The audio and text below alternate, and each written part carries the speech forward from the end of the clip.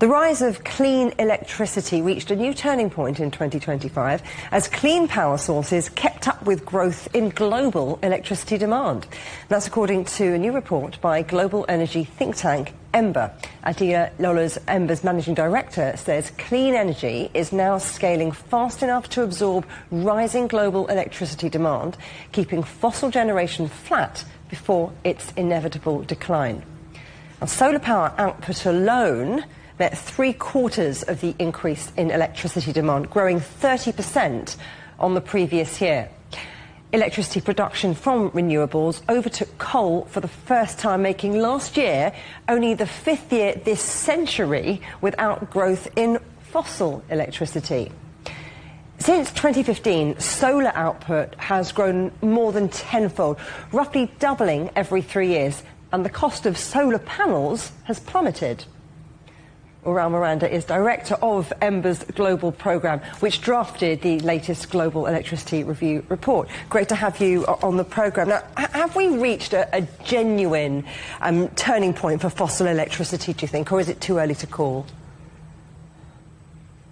I think so. In 2025, solar continued to be the fastest growing technology. We've one more record year in terms of energy increase.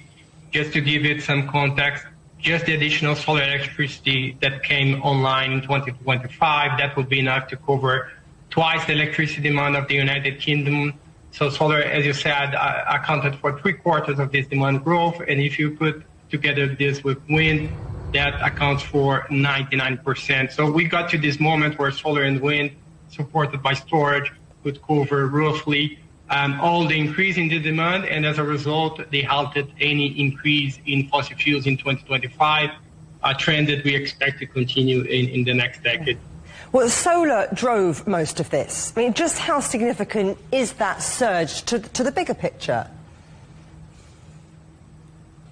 Yes, in the bigger picture, I mean, if you take this also in terms of renewables, we got to a moment that renewables overtaken coal for the first time in 100 years.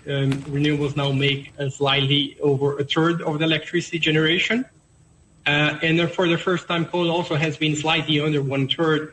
So that's structurally important because coal has historically been, the largest source of power sector emissions.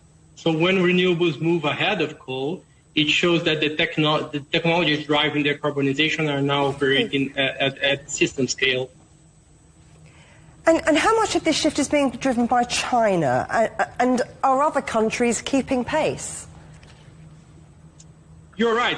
What happens in China really has global implications. So first, the country accounted for more than half of the global increase for both solar and wind.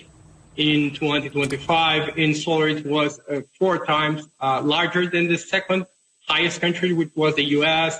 And as a result, China's clean power growth, that is solar, wind, plus renewables like hydro, plus nuclear, was strong enough to meet all China's additional electricity demand, which translated to fossil generation falling in the country.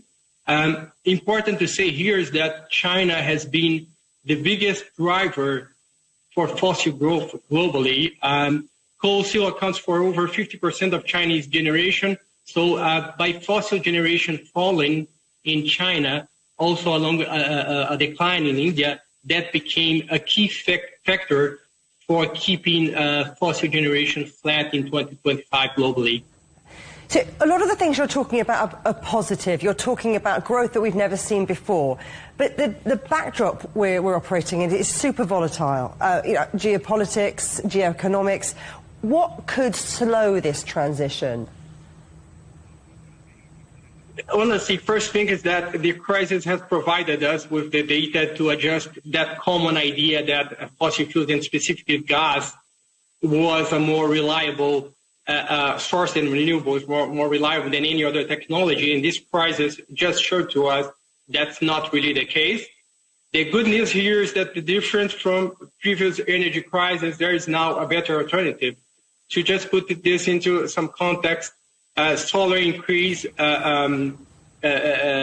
globally in 2025 just the amount of electricity that would have been enough to displace gas-based electricity, equivalent if we had used this the gas that went through the Strait of Hormuz in 2025 for electricity. So that's the scale we are talking here.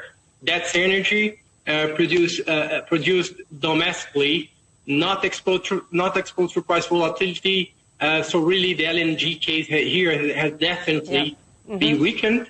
The same way for the demand side, electric vehicles are here to stay and will continue to displace oil. So in short, the crisis will likely accelerate what's been already underway.